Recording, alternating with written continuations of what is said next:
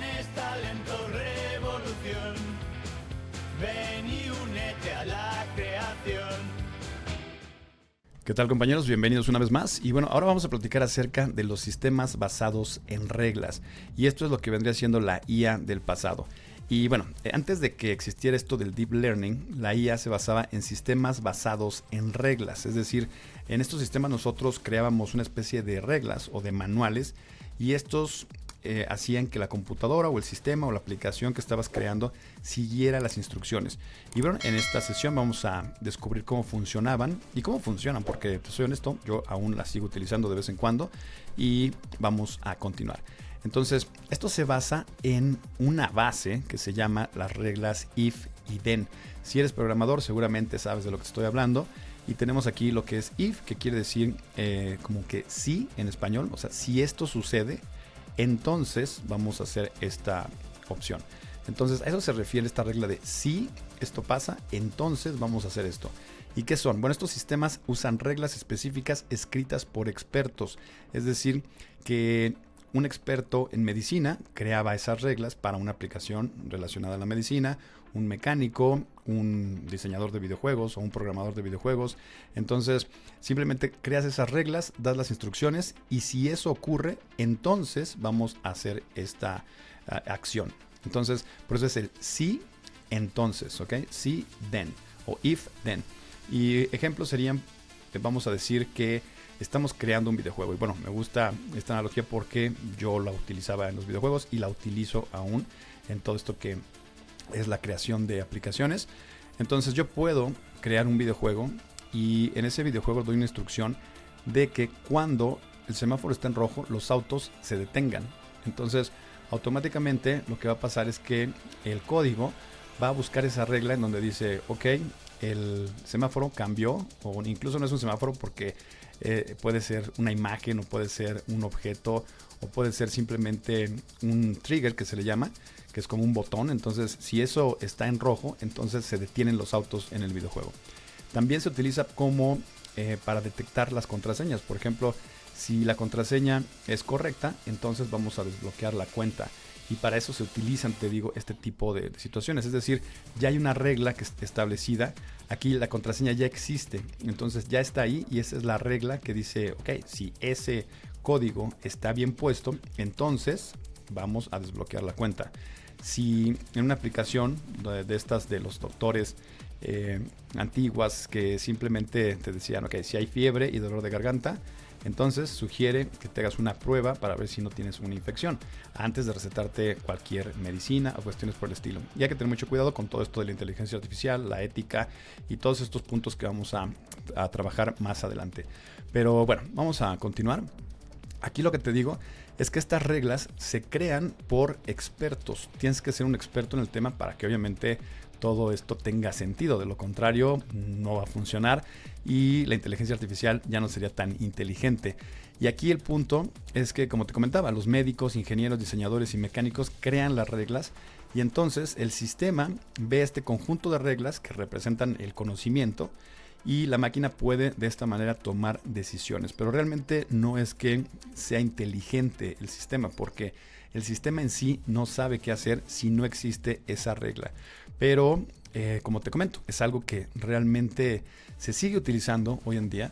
Es de las primeras inteligencias artificiales, y yo recuerdo cuando, bueno, todavía aún cuando digo vamos a crear el pad de inteligencia artificial, lo tomo como eso y digo, voy a utilizar la inteligencia artificial para crear un patrón por donde camine un jugador o por donde camine un enemigo.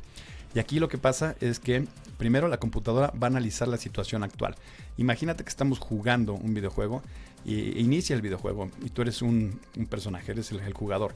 Entonces vas a caminar sobre el nivel y entonces el sistema empieza a analizar la situación, en dónde estás. Y digamos que aquí hay un objeto en este rectángulo amarillo que te da municiones. Entonces lo que yo puedo hacer es, si colecto estas municiones, entonces si eso pasa, va a haber una acción. ¿Y qué es lo que va a pasar? Si eso sucede, entonces el sistema va a buscar en las reglas. Dice, ok, el jugador ya chocó con esta caja de municiones o con este objeto. Entonces voy a buscar en mis reglas si hay algo que tengo que hacer. Entonces busca y dice, sí, en efecto, él está chocando con algo que se llama municiones, entonces le voy a dar las municiones que necesita. Entonces se cumple la condición.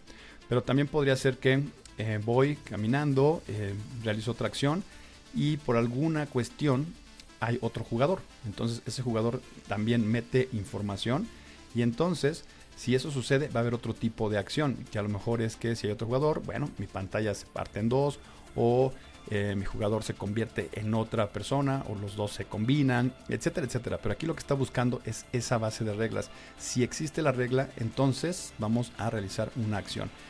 Y eso es lo que pasa, que busca en ese sistema y si coincide ese sí, entonces dice, bueno, voy a buscar, encontré la regla y dice sí, entonces sí coincide con lo que le estoy pidiendo, entonces vamos a realizar la acción, que es lo que se describe en la parte del then, ¿ok? Entonces vamos a pasar a la siguiente parte. Y bueno, aquí lo importante es que tomes en cuenta que aquí no hay aprendizaje automático, es decir, la inteligencia artificial no aprende absolutamente nada. O sea, todo lo que pasa puede repetirlo 1000 veces y por más que lo repita, no lo va a hacer por conciencia propia. O sea, no tiene ese conocimiento de decir, ok, ahí está la caja de municiones, voy a hacer que el personaje la tome. No, yo tengo que dar la instrucción para que ese objeto o ese comportamiento se realice en base a lo que yo le di. Y bueno, esa es la diferencia clave. La diferencia de la inteligencia artificial moderna. A diferencia de lo que es la generativa que ya vimos, esta no aprende de los datos, no mejoran con la experiencia. Por más que se repita, no va a mejorar, simplemente va a estar al pendiente de esa instrucción y la va a seguir.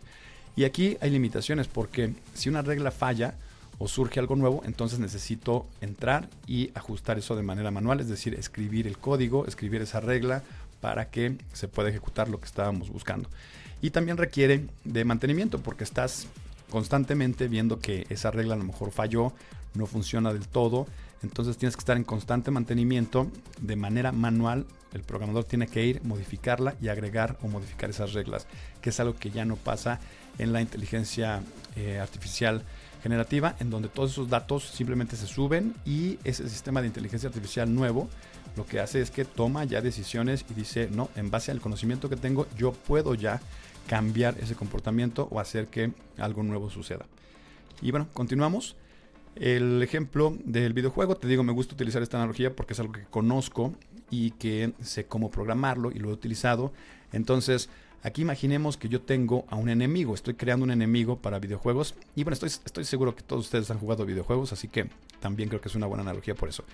Tenemos a un enemigo y yo voy a programarlo de tal manera que si ve al jugador, entonces que se acerque al jugador para atacarlo a lo mejor. O si es un personaje nada más que le puede dar alguna recomendación o cuestiones por el estilo. Pero yo voy a hacer que, le voy a dar esa regla que cuando el jugador se acerque o cuando lo vea, que avance hacia él. Ahora le puedo decir también que si el jugador me ataca o ataca al enemigo, entonces el enemigo le voy a poner que tome una animación que se haga como que bloquea o como que esquiva. Y eso es lo que va a hacer. Entonces esa instrucción se la estoy dando. También le puedo decir que si el jugador me sigue atacando y me baja la salud, como decimos, o me baja la vida, así decimos en español, o bueno, decíamos, no sé, la nueva generación cómo lo comenta, pero yo decía, me quitaron vida. Entonces, si te quitan esta poca salud, entonces, ¿qué es lo que le digo al personaje, al enemigo? Intenta huir, ¿ok? Y le pongo otra animación que haga que corra y que le puedo poner un pad que siga un camino que yo sé que lo va a alejar del personaje. Pero eso es lo que te digo, a lo mejor en esta ocasión yo creo un pad, pero a lo mejor ese camino que le especifiqué está muy, lo deja vulnerable en contra del enemigo, del personaje, bueno, que sí es el enemigo, el jugador, y entonces tengo que entrar y buscar otras rutas que pueda utilizar para poder hacer que se aleje lo más pronto posible sin que lo eliminen. Y también tengo la regla de decirle que si el jugador no está a la vista, entonces el enemigo simplemente esté en esa zona patrullando y esperando a que algo suceda. Y ese es simplemente un ejemplo, pero creo que queda muy claro de cómo podemos utilizar este tipo de inteligencia artificial que no es realmente inteligencia. Porque no, realmente el sistema no está haciendo absolutamente nada más que siguiendo las reglas. Ahora, en este sistema tiene sus limitaciones que ya conocemos y lo que te estaba comentando. Primero, el mantenimiento. Es que nosotros tenemos que estar yendo y programando las reglas que vamos a necesitar estar modificando dependiendo del comportamiento y de cómo la aplicación vaya funcionando. La otra limitación es la complejidad. Hay muchas ocasiones en que hay reglas muy complejas y por más que queramos, luego no funcionan como lo deseamos.